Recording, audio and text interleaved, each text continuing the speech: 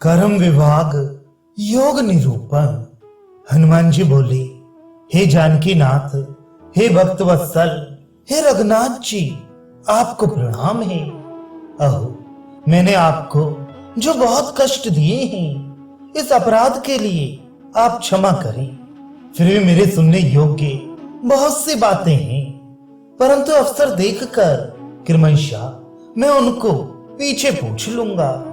श्री रामचंद्र जी ने कहा, हे कपे, तुम इंगितज्ञ होकर भी इस समय मुग्ध ही हो रहे हो तत्वार्थों की कथन करने में, जबकि मैं अत्यंत उत्कंठित हो रहा हूं। तब तुम ऐसा क्यों कहते हो? झूठी गप्पों से होने वाले परिश्रम का मुझ में लेश भी नहीं है।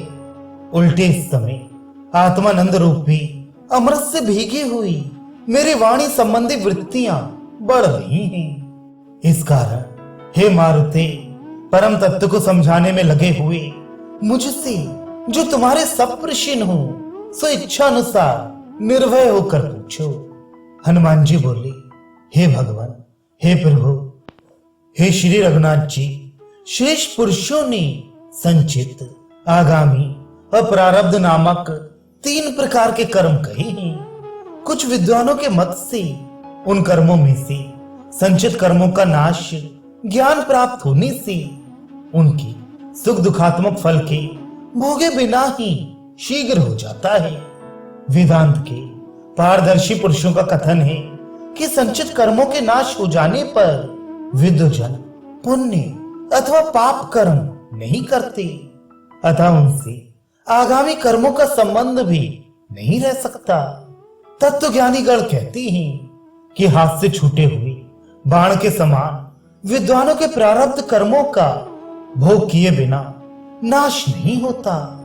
अन्य विद्वानों का मत है कि फल भोग से संचित कर्मों का नाश होता है, फिर आगामी कर्मों का नाश उनका उनसे संबंध ना होने के कारण हुआ ही रहता है, और प्रारब्ध कर्मों का भोग के बिना ही नाश हो जाता है।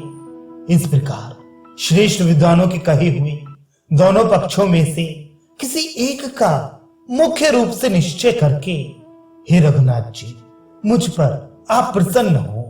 श्री रामचंद्र जी ने कहा, हे प्रश्न करने में निपुण परम बुद्धिमान हनुमान, तुमने बहुत अच्छा पूछा। यह प्रश्न श्रेष्ठ विद्वानों के द्वारा भी अवश्य ही जानने योग्य है। तुमने कर्म मत संबंधी 2 पक्ष कहे, उनमें से विद्वानों के मुख से तुमने जो पहला पक्ष सुना वह गौड़ है, और शेष विद्वानों के मुख से जो दूसरा पक्ष सुना वह मुख्य है, जिनमें जीवन मुक्ति पर्यंत तत्व विचार है। उस पक्ष के लोगों का पूर्वोक्त मत विशेष रुचिकर नहीं होगा। जिनमें विधेय मुक्ति पर्यंत विचार है, उस पक्ष के लोगों का पीछे कहा हुआ मत उत्तम प्रीतकर होगा। भली भांति निरूपण करने से प्रथम पक्ष में बहुत विरोध है, क्योंकि संचित कर्मों का भोग किए बिना ज्ञान की उत्पत्ति होना असंभव है। पहले उत्पन्न हुआ ज्ञान बलहीन होने के कारण उसमें बलवान संचित कर्मों का नाश करने की शक्ति नहीं रहती। संचित कर्म भोग से ही नष्ट होते हैं। ऐसा यदि कहें तो प्रायश्चित संबंधी शास्त्रीय वचन व्यर्थ हो जाएंगे, परंतु ऐसा नहीं है, क्योंकि प्रायश्चित से उपपातक नष्ट होते हैं। ब्रह्म हत्या आदि महापातकों के लिए प्रायश्चित संबंधी वचन है। ऐसा कहें तो भी ठीक नहीं है, क्योंकि वह अर्थवाद है। अन्यथा मानने से फल शब्द वृथा होगा। किए हुए शुभ या अशुभ कर्मों का फल अवश्य भोगना होगा। यदि वे ना भोगा जाए तो करोड़ों कल्पों तक उन कर्मों का क्षय ना होगा। ये पूर्वाचार्यों का सिद्धांत पूर्व पक्ष का विरोध करता है।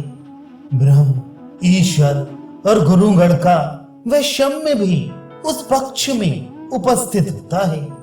जिन्होंने प्रायश्चित नहीं किया है, उन्हीं के लिए फल शब्द अपने आप सार्थक है। ऐसा यदि कहें तो कर्मों के ज्ञान द्वारा नष्ट होने की जो प्रसिद्धि है सो व्यर्थ हो जाएगी। वेदों में कहा है कि काश की रुई जिस प्रकार अग्नि में डालने से जल जाती है, उसी प्रकार कर्म भी ज्ञानाग्नि में जल जाते हैं। इस श्रुति के अनुसार जो कर्म शून्य हो गए हैं, उनके लिए कर्म भोग हो ही नहीं सकता। ऐसा यदि कहें तो सुनो, ज्ञानाग्नि उपातकों का अथवा प्रारब्ध कर्मों का नाश करता है। हे कपिपुंगा, तुम इसको अन्यथा ना समझो। महापातक और सकाम पुण्य कर्म जब भोग से नष्ट हो जाते हैं, तब समस्त संचित कर्म भी तद्रूप होने से नाश को प्राप्त होते हैं। कर्मों के द्वारा बने हुए इसी देह में निष्काम कर्म और अन्यान्य पुण्य कर्म श्रवण आदि द्वारा निश्चय ही ज्ञान उत्पन्न करते हैं। ज्ञान प्राप्ति में बाधा देने वाले पाप पुण्य प्रबल श्रवण आदि द्वारा जागृत अवस्था में फल देते हैं, और यदि वे पाप पुण्य दुर्बल हो तो उनका फल स्वप्न में स्वयं होता है। जो तीनों अवस्थाओं को छोड़कर अपने आत्मा में अखंड रममाण होता है, उसका ज्ञान बलवान होने से उसके समस्त कर्म विफल हो जाते हैं। प्रारब्ध कर्म तभी तक भोगने पड़ते हैं जब तक देह के साथ आत्मा का संबंध होता है। देहात्म भाव इष्ट नहीं है, इस कारण प्रारब्ध का त्याग करो। पहले संचित कर्म है, इसलिए वे बलवान हैं, और पीछे प्रारब्ध कर्म है, इसलिए वे दुर्बल हैं। ऐसा मानना पूर्वाचार्यों के मत से मिथ्या है। हनुमान जी बोले, हे भगवान, हे रघु शार्दुल, कर्मों का विनियोग आपने अच्छा ही कहा है, तथापि मुझे एक और संदेह है। आत्मज्ञानियों के पुण्य और पाप उनके मित्र और शत्रुओं में चले जाते हैं। यह जो श्रुति कथित सिद्धांत है, वह दोनों पक्षों के विरुद्ध है। आत्मज्ञानियों के संचित और प्रारब्ध कर्मों का जब भोग और ज्ञान से नाश हो जाता है, तब उनका दूसरे जो शत्रु और मित्र हैं, उनमें विनियोग कैसे होगा? श्री रामचंद्र जी ने कहा, सम्यक ज्ञान का उदय होने के पहले या पीछे लोक संग्रह की बुद्धि रखकर ही जो नैमित्तिक रूप से क्रियामाण पुण्य कर्म हो, वे आत्मा द्वारा उपभुक्त अथवा ज्ञान द्वारा नष्ट न होने के कारण मित्रों में चले जाते हैं। लोक संग्रह की बुद्धि न रखकर विद्वानों द्वारा किए ना जाने वाले अर्थात आत्मज्ञान प्राप्ति के पूर्व किए हुए जो नैमित्तिक अथवा काम में पाप कर्म हुए हैं, उनका भोग न होने से अथवा ज्ञान के द्वारा उनका नाश न होने से आत्मज्ञानियों के ऐसे पाप कर्म, हे वायुपुत्र, उनके शत्रुओं में चले जाते हैं। वे पुण्य पाप पृथक होने के कारण अर्थात मित्र और शत्रुओं में चले जाने के कारण न संचित के अंतर्गत हैं, न प्रारब्ध के, और न आगामी के ही अंतर्गत हैं। परोक्ष ज्ञानियों के ये सब पुण्य पाप उनके जीवन के मध्य में या अंत समय में उनके मित्र और शत्रुओं में जाते हुए जाने जाते हैं। परमात्म वेत्ता इन अच्छे बुरे कर्मों से निष्काम होने के कारण जल में कमल पत्र के सदृश लिप्त नहीं होते। ज्ञानोदय के पहले जो कुछ नित्य कर्म यहाँ किए गए हों, हे मारुति, वे ज्ञान और मोक्ष के सहकारी अर्थात सहायक होते हैं। हनुमान जी ने कहा, हे रघुनाथ जी, नित्य कर्मों के ज्ञान का सहकारी होना ठीक ही है, परंतु उनका मोक्ष का सहकारी होना कहीं नहीं सुना गया। जिस प्रकार लकड़ी को जलाना और अन्न को पकाना इन दोनों कर्मों के करने में अग्नि स्वतंत्र है, उसी प्रकार ज्ञान ही कर्मों का क्षय तथा मुक्ति प्रदान करने में समर्थ है। हे विभो, यदि ज्ञान प्रतिबंध सहित हो तो कर्म की अपेक्षा हो सकती है, परंतु जब ज्ञान प्रतिबंध रहित है अर्थात विशुद्ध है, तब कर्म की अपेक्षा क्यों कर होगी? सम्यक ज्ञान होने के पश्चात कुछ भी कर्तव्य तो नहीं रहता। ये जो वेदांत का सिद्धांत है उसका खंडन कैसे हो सकेगा?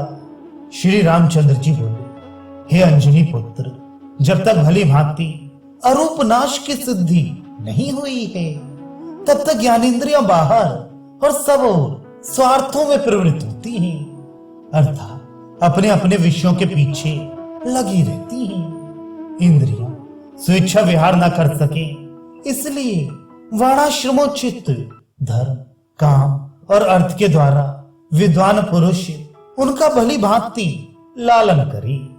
समाधियों के द्वारा जब तक इंद्रियों का अरूप नाश ना हो तब तक ज्ञान नित्य कर्मों की अत्यंत ही अपेक्षा करता है।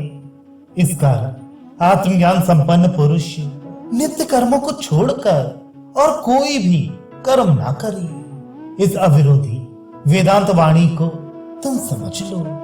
इंद्रियां स्वाभाविक रूप से विषयों में भटकती रहती हैं। उनका अपने आश्रमोचित कर्मों द्वारा लालन करते रहना ही परम कल्याणकारी है। ज्ञान के द्वारा यदि कायिक, वाचिक और मानसिक कर्म क्रमशः छूट जाए तो आत्मज्ञानी के लिए वह भूषण है। तत्व ज्ञानियों में श्रेष्ठ जिस पुरुष की अरूप भाव से चित्त, प्राण और इंद्रियां नष्ट हो गई हैं, उसे ये विधि निषेध कभी बाधा नहीं करती। हे बुद्धिमान, आत्मज्ञानी को यदि थोड़ी भी प्रारब्ध कर्मों के भोगने की इच्छा हो तो उसके लिए अपने आश्रमानुकूल आचार आवश्यक है, सो जानो। इस प्रकार मेरे कहे हुए अर्थों को मन में भली भांति दृढ़ करके फिर तुम्हें जो कुछ पूछना हो सो हे कपीश्वर निशंक होकर तुम मुझसे पूछो।